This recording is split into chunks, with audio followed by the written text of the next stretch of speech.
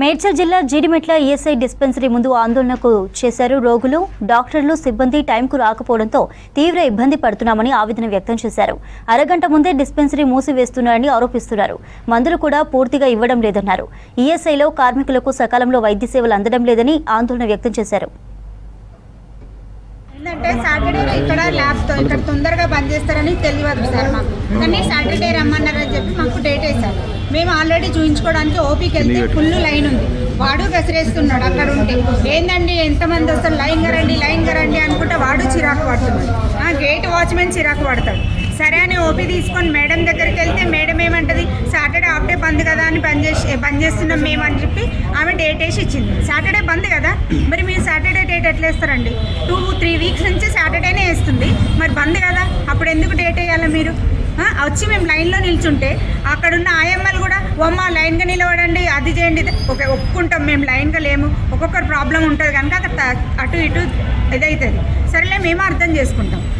మరీ నిలబడిన వాళ్ళు బీపీ పేషెంట్లు ఉన్నారు, థైరాయిడ్ పేషెంట్స్ ఉన్నారు, షుగర్ పేషెంట్స్ ఉన్నారు. షుగర్ పేషెంట్లు ఎక్కువసేపు నిలబడలేరు. వాళ్ళనన్నా కనీసం తెలుసుకొని వాళ్ళనన్నా తొందర పంపాలి. అది లేదు. మెడిసిన్ లైన్లో కూడా కరెక్ట్ మెడిసిన్ లేదు. ఒక 4 రోజులు ట్యాబ్లెట్లు ఇస్తే అందులో ఒక్క పూటవే ఇస్తున్నారు అంతే. మళ్ళీ మిగితే మళ్ళీ వీక్ రమ్మంటున్నారు. వీక్ వరకు ఏ ట్యాబ్లెట్లు వేసుకోవాలి, అది లేదు ట్యాబ్లెట్ దగ్గర. ఇక్కడ బ్లడ్ టెస్టులు అవైలబుల్ ఏం లేదు. అక్కడ మేము బయట కొనుక్కున్న తర్వాత ఈఎస్ఐకి ఎందుకు వస్తామండి చెప్పండి? మేము వచ్చేలోపు టైం కూడా కాలేదు, 12 కాకముందే గేట్లో. నాకు లేడీస్ ప్రాబ్లంలో బ్లీడింగ్ ఎక్కువైపోయి గర్భసంచి ప్రాబ్లం వచ్చింది 4 సంవత్సరాల క్రితం. ఎర్రగడ్డ పోతే డాక్టర్ టెస్టులు రాశారు.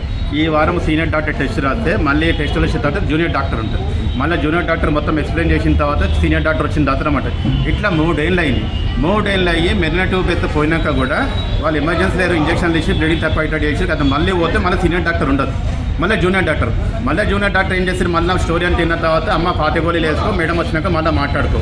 ఇట్లా 3-4 ఏళ్ళని నారాయణ హాస్పిటల్కి వెళ్ళి చూపించుకొని మళ్ళీ మెరినా ట్యూబ్ వేసిన. మళ్ళీ ఈఎస్ఐ డాక్టర్లు సీనియర్ డాక్టర్లు మీరు లీవులు ఉంటారా, సమయానికి ఉంటారా ఉండరా అని మాకు తెలియదు. కానీ పేషెంట్లకు వచ్చినప్పుడు ఈ డాక్టర్ ఈ డేట్ నాడు వస్తారమ్మా అని చెప్తే వాళ్ళు లేడీస్ పరిస్థితి అయినా వేరే షుగర్ పేషెంట్ అయినా ఆర్థోపెడిక్ అయినా బాగుంటుంది. అక్కడ పేషెంట్ ఇప్పుడు మనకున్న తెలంగాణలో ఉన్నటువంటి మెయిన్ ఆసుపత్రి సనత్నగర్ ఈఎస్ఐ ఆసుపత్రి.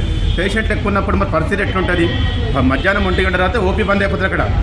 బట్ అదే ఓపీ టైమింగ్ బెంచ్ చేసి డాక్టర్ని ఎక్స్ట్రా పెట్టుకుంటే బాగుంటుంది కదా.